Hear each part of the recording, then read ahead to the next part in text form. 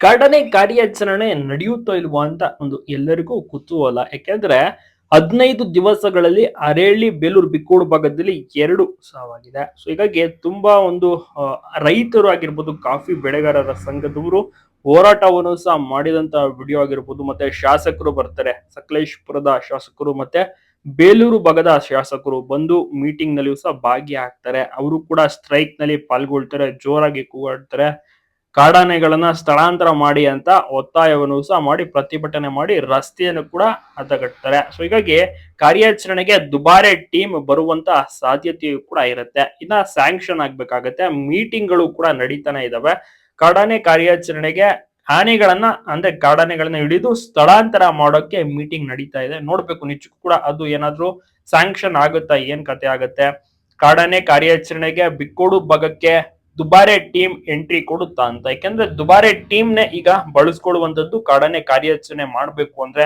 ಹೆಚ್ಚಿನ ಅಂಶ ದುಬಾರಿಯಲ್ಲಿ ಒಳ್ಳೊಳ್ಳೆ ಪಳಗಿರುವಂತ ಆನೆಗಳಿವೆ. ಉದಾಹರಣೆಗೆ ಕಂಜನ್ ಆಗಿರ್ಬೋದು, ನಂತರ ಸುಗ್ರೀವ, ಪ್ರಶಾಂತ ಲೀಡ್ ಆಗ್ತಾನೆ, ಮತ್ತೆ ಧನಂಜಯ ಆಗಿರ್ಬೋದು, ಹರ್ಷ ಆಗಿರ್ಬೋದು. ಸೊ ಈ ರೀತಿ ಒಳ್ಳೊಳ್ಳೆ ಆನೆಗಳು, ಶ್ರೀರಾಮ. ಸೊ ಈ ರೀತಿ ಕಂಪ್ಲೀಟ್ ಆಗಿ ಆನೆಗಳು ದುಬಾರೆ ಟೀಮ್ ನಲ್ಲಿ ಕಂಪ್ಲೀಟ್ ಒಂದು ಟೀಮ್ ಅನ್ನ ಮಾಡ್ಬೋದು. ಇನ್ನ ಬೇರೆ ಕಡೆ ನೋಡೋದಾದ್ರೆ ನಮ್ಮ ಮತ್ತಿಗೋಡ್ನ ಭೀಮ, ಬಳ್ಳೆ ಶಿಬ್ರದ ಮಹೇಂದ್ರ, ಸೊ ಅದನ್ನ ಒಂದು ಟೀಮ್ ಆಗಿ ಮಾಡ್ಕೋಬಹುದು. ಆಮೇಲೆ ಏಕಲವ್ಯ. ಸೊ ಈ ರೀತಿ ಎಲ್ಲ ಆನೆಗಳು. ಸೊ ನೋಡ್ಬೇಕು ಯಾವೆಲ್ಲ ಆನೆಗಳು ಅಕಸ್ಮಾತ್ ಏನಾದ್ರು ಕಾರ್ಯಾಚರಣೆ ಸ್ಟಾರ್ಟ್ ಆದ್ರೆ ಆನೆಗಳು ಬರ್ತವೆ, ದುಬಾರೆ ಕ್ಯಾಂಪಿಂದ ಎಷ್ಟು ಬರ್ತವೆ ಅಂತ ಇನ್ನ ಕೂಡ ಅದೆಲ್ಲ ರೆಡಿ ಮಾಡ್ತಾರೆ ಅಧಿಕಾರಿಗಳು. ಒಟ್ಟಾರೆ ಈಗ ಮೀಟಿಂಗ್ಗಳು, ಚರ್ಚೆ ಎಲ್ಲವೂ ಕೂಡ ಆಗ್ತಾ ಇದೆ ಅಷ್ಟೇ. ಯಾಕೆಂದ್ರೆ ಈ ಒಂದು ಬೇಲೂರು ಬಿಕ್ಕೋಡು ಸಕಲೇಶಪುರ ಭಾಗದಲ್ಲಿ ಸುಮಾರು 100 ಮತ್ತೆ 110 ಕಾಡಾನೆಗಳು ಇರ್ಬೋದು. ಸೊ ಟ್ರ್ಯಾಕಿಂಗ್ ಪ್ರತಿದಿನ ಮಾಡ್ತಾ ಇರ್ತಾರೆ ITF ಸಿಬ್ಬಂದಿ ವರ್ಗದವರು. ಆನೆಗಳ ಸ್ಥಳಾಂತರ ಅಂತೂ ತುಂಬಾ ಅಂದ್ರೆ ತುಂಬಾನೇ ಕಷ್ಟದ ಕೆಲಸ. ಸಿಕ್ಕಾಪಟ್ಟೆ 1 ತಿಂಗಳ ಒಂದು ಪ್ರೊಸೆಸ್ ಅಂತೂ ನಡೆಯುತ್ತೆ. ಯಾಕೆಂದ್ರೆ ಅಷ್ಟೊಂದು ಆನೆಗಳಿದಾವೆ.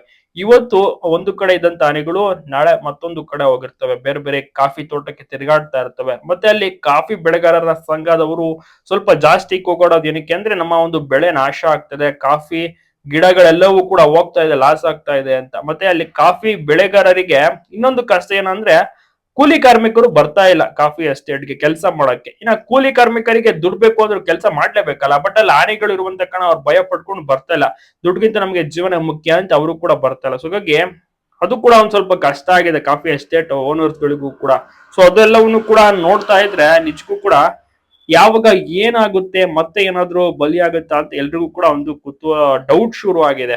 ಒಂದು ಸ್ವಲ್ಪ ಎಲ್ಲರೂ ಕೂಡ ಎಚ್ಚರಿಕೆಯಿಂದ ಮೆಸೇಜ್ ಗಳಾಗಿರ್ಬೋದು ಎಲ್ಲವನ್ನೂ ಕೂಡ ಕೊಡ್ತಾ ಇರ್ತಾರೆ, ಅನೌನ್ಸ್ಮೆಂಟ್ ಮಾಡ್ತಿರ್ತಾರೆ. ಈಗ ಕಾಡಾನೆ ಒಂದು ಕಡೆ ಬಂದಿದ್ರೆ ಅಲ್ಲಿ ಅನೌನ್ಸ್ಮೆಂಟ್ ಜೀಪ್ ನಲ್ಲಿ ಹೋಗಿಲ್ಲ ಅನೌನ್ಸ್ ಮಾಡ್ತಿರ್ತಾರೆ ಫಾರೆಸ್ಟ್ ಸಿಬ್ಬಂದಿ ವರ್ಗದವರು.